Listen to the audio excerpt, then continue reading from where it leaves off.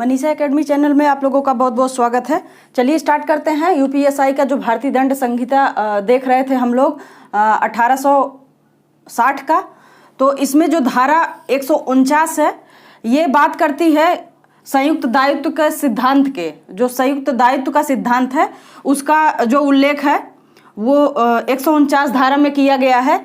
अगली जो धारा है 153 का, 153 क्या कहती है, तो ये यहाँ पे देखिए कि धर्म, मूल वंश, जन्म स्थान, निवास स्थान, भाषा, जाति, समुदाय, अर्थात जन्म, जहाँ पे जन्म हुआ है या जन्म के बाद कहीं पे अगर निवास किया जा रहा है तो वहाँ पे जो मूल वंश है, और जाति जो है, समुदाय क्या है, तो ये भाषा के आधार पे जो शत्रुता फैलाई जाती है उसके लिए इसमें प्रावधान किया गया है कि उसके लिए कौन सा दंड है, किस दंड का भागीदारी होगा वो जो इन 5-6 बातों पे जो शत्रुता फैलाएगा, समाज में अराजकता फैलाएगा, तो उसके लिए यहाँ पे दंड का प्रावधान किस में है, 153 में किया गया है। अगली जो धारा है 153 ख, ये है कि राष्ट्रीय अखंडता के प्रतिकूल जो कार्य करेगा उसके लिए यहाँ पे दंड का प्रावधान किया गया है कि ऐसा कोई कृत्य कोई करेगा जिसमें राष्ट्रीय अखंडता जो है प्रभावित होती है, उस अखंडता पर, राष्ट्रीय अखंडता पर प्रतिकूल प्रभाव पड़ रहा है, तो उसके लिए जो दंड का प्रावधान किया गया है वहाँ यहाँ पे 153 ख में किया गया है। धारा 154, 55 और 56, यहाँ पे 3 धारा है। तीनों धारा एक साथ देखते हैं। इसमें क्या किया गया है, तो एक ही बात कही गई है कि जो ये दांडिक विधि में जो है प्रतिनिधिक दायित्व को स्वीकार किया गया है, जो निधिक दायित्व को स्वीकार किया गया है, तो इसमें तीनों में 154, 155, 156 तीनों में जो है प्रतिनिधिक दायित्व की बात की जा रही है, तो इस वजह से हम तीनों एक साथ में यहाँ पे देख ले रहे हैं। अब बात आती है कि ये सिद्धांत है, ये किसने प्रतिपादित किया था, तो ये सिद्धांत जो है आर बनाम हिगिंस द्वारा 1730 ईस्वी में किया गया था, ये प्रतिनिधिक दायित्व का सिद्धांत। अगली धारा हमारी है धारा 159 धारा देखते हैं। तो इसमें जो दंगा होता है हर स्थान पे, तो उसको परिभाषित किया गया है कि दंगा कहते किसे हैं। तो परिभाषा के रूप में ये बता रहे हैं कि ऐसा स्थान, कोई भी ऐसा स्थान जहाँ पे दो व्यक्ति हों या 2 से अधिक हों, कम से कम 2 हों, 2 से अधिक भी हों, तो ऐसे लोग मिल के अगर समाज में अशांति फैलाने का प्रयास करते हैं तो उनको जो है दंगा के कैटेगरी में रखा जाएगा, वो दंगा कर रहे हैं।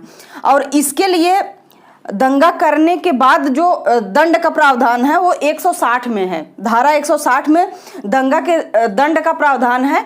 इसमें 6 महीने का जो है कारावास हो सकता है। जो व्यक्ति दंगा करेगा, दंगा करने के बाद यदि वो पकड़ा जाता है तो उसके ऊपर जो कार्रवाई की जाएगी उसमें होगा कि 6 महीने का कारावास होगा या 100 रुपये का उसका जुर्माना होगा, या ये दोनों अलग अलग हो सकते हैं, केवल कारावास या केवल जुर्माना, या दोनों एक साथ हो सकता है। तो 159 में दंगा की परिभाषा दी गई है, और धारा 160 में जो है दंगा करने वाले के ऊपर कौन सा दंड दिया जाएगा इसकी बात की गई है। धारा 177 है। धारा 177 है, ये मिथ्या सूचना की बात करती है। जैसे जो गलत अफवाह फैलाई जाती है, जैसे अभी हाल ही में कोरोना से संबंधित कुछ सारे मिथ्य थे, उसको प्रसारित किया जा रहा था व्हाट्सएप के माध्यम से, फेसबुक के माध्यम से। तो इसमें जो है राज्य सरकार, कई राज्य सरकारें इस पे जो है कार्य की और इसको रोका गया। तो धारा ये 177 के तहत है कि अगर कहीं पे 177 में ये कहा गया है कि मिथ्या सूचना, गलत अफवाह, गलत सूचनाएं अगर प्रसारित की जाती हैं, अगर वो व्यक्ति जो सूचना स्टार्टिंग कर रहा है फैलाने का, अगर वो पकड़ा जाता है तो उसके ऊपर धारा 177 लगेगी, क्योंकि वो मिथ्या सूचना को प्रसारित करवा रहा है।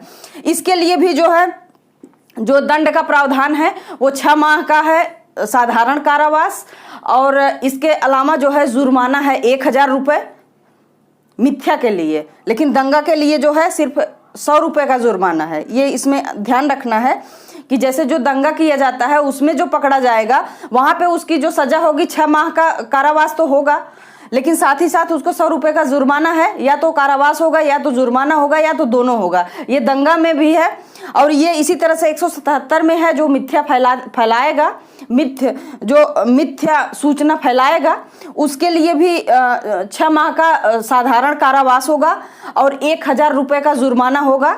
ये अलग अलग भी हो सकता है, या तो उसको जुर्माना सिर्फ देना पड़ सकता है, या तो उसको साधारण कारावास 6 महीने का हो सकता है। साथ ही ये किसी भी कंडीशन में अगर बनता है तो वो दोनों एक साथ सजाएं उसको दी जा सकती हैं, दंड दिया जा सकता है। तो ये रहे मोस्ट इम्पॉर्टेंट जो है धारा। अगले वीडियो में हम 177 के आगे की जो मोस्ट इम्पॉर्टेंट धारा हैं जो यूपीएसआई में पूछी जाती हैं उसके बारे में डिस्कस करेंगे। बहुत बहुत धन्यवाद।